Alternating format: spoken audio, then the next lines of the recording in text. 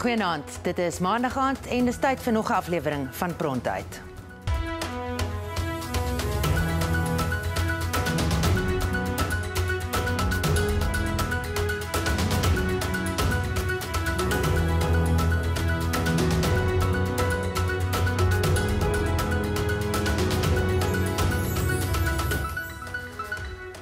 Geweld teen vroue en kinders is voortdurend in die kollig, maar tog lyk dit of dit eerder toeneem as afneem.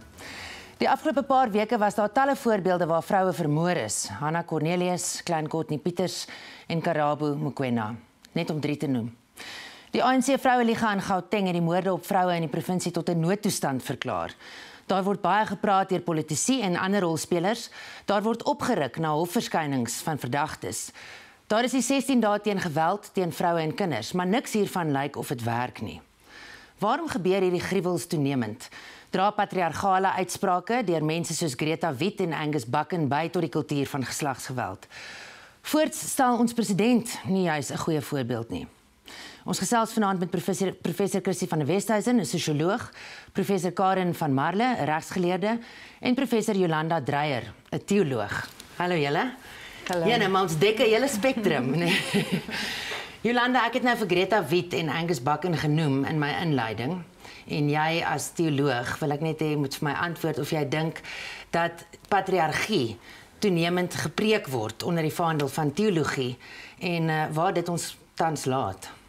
'n Rukkie gelede het 'n student van my gewerk oor Angus Buchan en sy was in die besonder dankbaar dat haar pa van so 'n geleentheid af teruggekom het en ten goeie verander het. Hy was 'n baie geslote, teruggetrokke, kwaierige soort mens en toe hy terugkom van die ding, het hy nou sy voorreg om die hoof van die huis te wees en sy verantwoordelikheid gesien as dat hy nou ook 'n bydrae moet lewer en so aan. En ek aanvaar, daar kan sulke individuele positiewe goed uit voortkom. Ek weet nie hoe lank dit hou nie, maar as ons na die groter prentjie kyk en ons kyk 'n bietjie na wat die boodskap is, dan sien 'n mens dis maar 'n boodskap van mag, 'n magsverskil. Dis iemand wat bo is en iemand wat onder is, onderdanig. En die een wat onderdanig is die een wat nie keuses het nie, is die een wat nêrens het om heen te gaan as dinge skeefloop nie. Dit is 'n persoon wat uitgelewer is aan die keuses wat die een met die mag uitoefen. En as hy nou terugkom van so 'n geleentheid en hy's nou besiel van sy geloof en hy is 'n goeie pa en man vir hulle almal, dan kan hulle 'n sig van verligting slaak en miskien nou nie 'n baie menswaardige lewe lei as onderdaan nie, maar ten minste 'n veilige lewe. Ja. Maar as hy 'n ander keuse uitoefen wat hy net so goed kan doen want hy het die mag, dan is daardie mense onder hom net slagoffers. En soos wat jy nou mooi bedui het, daar's baie slagoffers. En bemagtiging, iemand anders het hom nou bemagtig. Angus Buchan het hom nou bemagtig en dit het hom nou ten goeie vir 'n klein rukkie verander, maar tog was daar onderdane. So die vraag is nou, Karin, hoe moet hierdie mense wat preek of wat ook al, as jy nou vir ander Christene praat, hoe kan hulle mense bemagtig, maar nie op so 'n manier nie om 'n patriargale rol te speel nie of met onderdane om te gaan nie, want sal bemagtiging nie ook help om juis die patriargie te verminder nie? Ja, absoluut. Het is so moeilik seker om spesifiek te reageer op wat moet by iets so byeenkoms gebeur. Maar goed, jy weet, so wat beteken dit miskien om bemagtiging te wees? Ek dink, seker as mens dink aan mag, dan sal mens altyd dink aan normaliserende mag.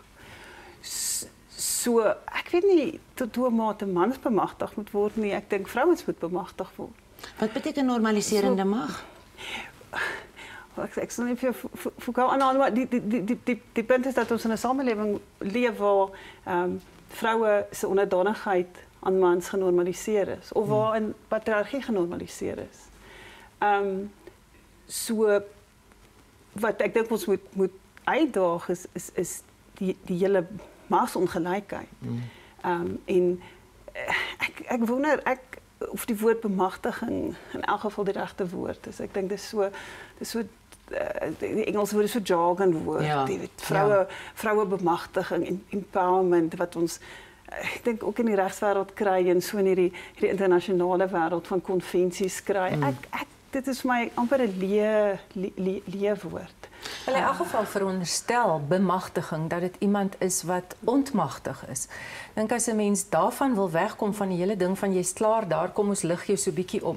Wat van net respek en menswaardigheid. Dat almal dit het, mans en vroue, dan hoef niemand bemagtig te word nie en niemand hoef die mag te hê nie. Ja. Almal kan almal net toelaat om mens te wees. Ja. Wat my bekommer van die huishouding voorbeeld is dat dit nog steeds privaat is. En ons sien openbare geweld, maar daar's baie private geweld en tot en met onlangs het mense nie regtig hierdie groot openbare geweld aangespreek nie, want hulle het dit ook as privaat beskou. Is dit nie 'n baie groot probleem nie? Ja, so wat is die cliché dat van die onveiligste plekke vir vroue en kinders is spesifiek die huis.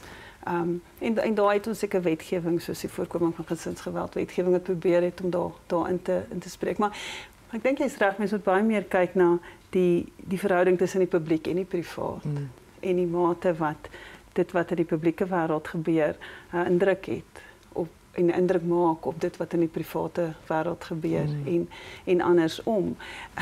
Ek dink dit het ons seker geleer uit fases van feminisme, liberale feminisme, eerste fase feminisme het vroue tot 'n mate bemagtig om nou daai woord te gebruik om in die werkplek te betree om te kan stem. Maar wat het dadelik gebeur in die tweede fase?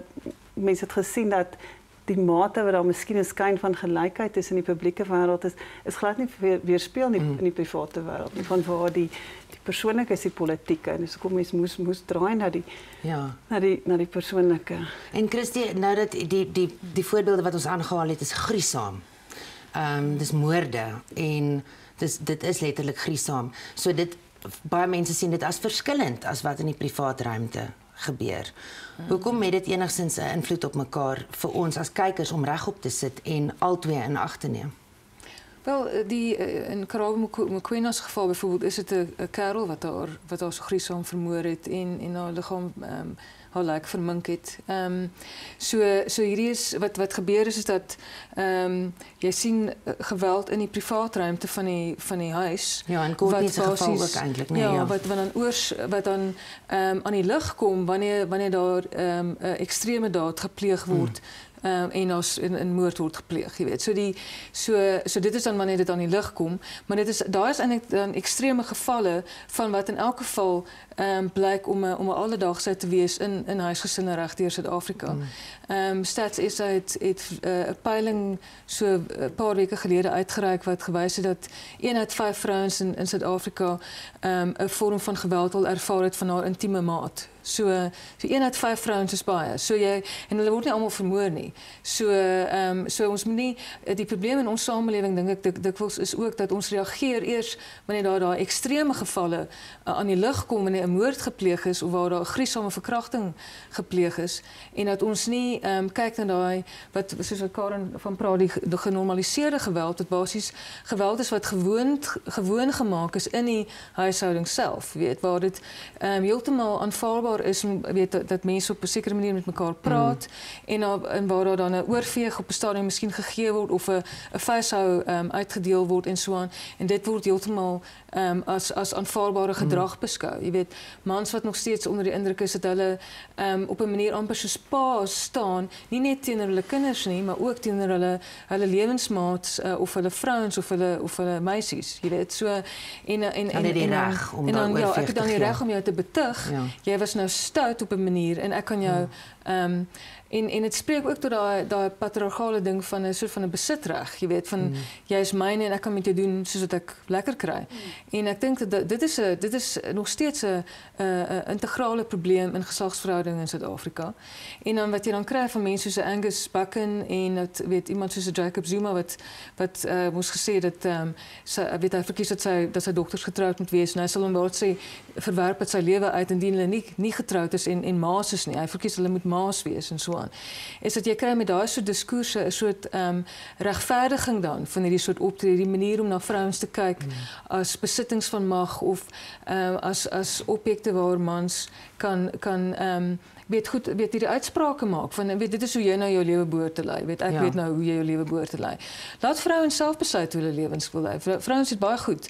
En wat sê as ons kyk na baie van ons huisgesinne, weet in 'n konteks van hoë werkloosheid en so aan, is dit vrouens wat die huisgesinne aan die gang hou, is dit vrouens wat deur dik en dun op die ou ene seker maak dat families oorleef en so aan, jy weet. So vrouens ons weet en ek dink kyk, 'n ander manier om te kyk na hierdie opvlammende geweld het ook te doen met die skuwe in geslagsverhoudinge, mans wat minder veilig voel en dan hulle statuur probeer herbevestig deur geweld en so.